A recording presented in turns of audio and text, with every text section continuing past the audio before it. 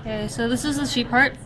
So according to our frontal cut, this is the anterior section of it, while on the other side this is the posterior. You may notice that there is a giant lump right here. That is because the valves are all posterior to the heart. And so also the most of the valves will also be superior to it as well. So according to this will be the aorta because it is much thicker and more muscular, so that it can pump blood into through the whole entire body. Well, this is the pulmonary trunk. It is not as thick and but still muscular enough to pump blood into the lungs. Okay. Next, also on this heart, we have these little wrinkly patches called the auricle.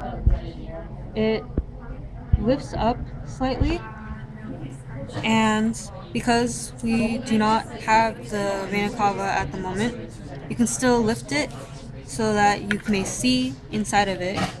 You may be able to locate the superior as well as the inferior around here.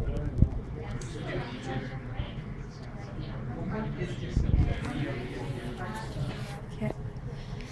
Now, another thing about the heart is that it has 4 levels or layers. The first one is called the pericardium. It supports the heart as well as prevents any friction whatsoever. But since it is out of the organism, we removed it in order to dissect this a little bit more easily. The next level is the epicardium. It is a a very smooth level, and it's very thin. So also, while the heart pumps, it doesn't cause any friction while it rubs against the pericardium. The next level is the myocardium. As you may notice, it is very muscular because it contracts the heart, causing blood to be able to be pumped in and out. Then finally, we have the epicardium, or the endocardium, and as you may notice inside of here, it's very smooth so that blood will be able to flow smoothly as well as be able to flow without any friction of any sort.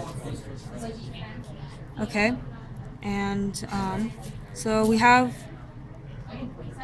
so of course this will be the left and the right side. You may notice that the right side is a lot thinner compared to the left side. That is because one way is coming in and one way is coming out. And here we have, this little one is called the right atrium. It is where blood first enters when blood is pumped through the vena cava, and it will end up here.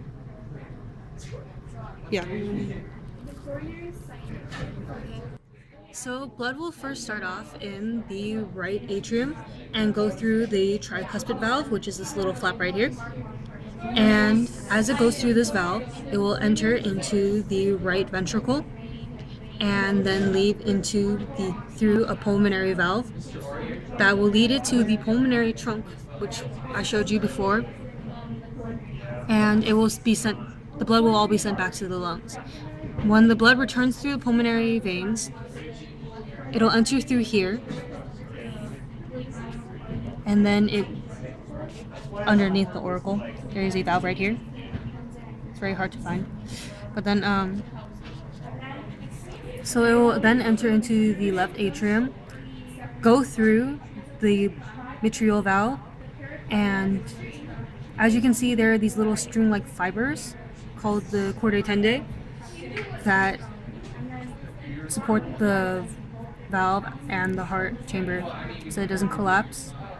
And it is also supported by the papillary muscles. And then blood will all flow into this bigger area called the left ventricle. Then the blood will go into over here, where into the atrioventricular septum, past the interventricular septum, inside of here, which we can't see inside, but there will be a valve over around here called the aortic valve that will result in the blood heading towards the aorta.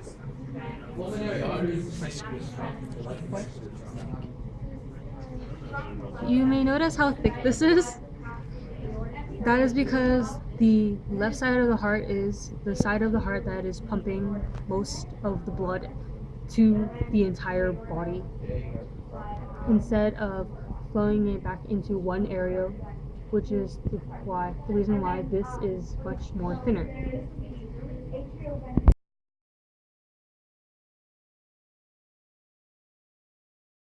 We start off with atrial systole, where the SA node will start off around here, and then it will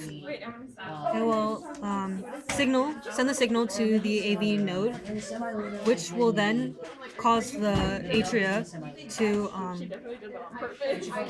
contract, and then next the AV bundle will receive the message, and then the heart will go into ventricle systole, and then the ventricles will contract while the atria will go into distal, and then the signal will travel all the way from the AV bundle to the rest of the heart in order to get access to the Purkinje fibers that are connected to the AV bundle by the bundles of nerves around here. When the ventricles start contracting, the atrioventricular valves, the bicuspid and the tricuspid valves, will close, and then it will make the lub sound. And then once all of the areas of the heart are in distal, the semilunar valves will close, thus making the dub sound.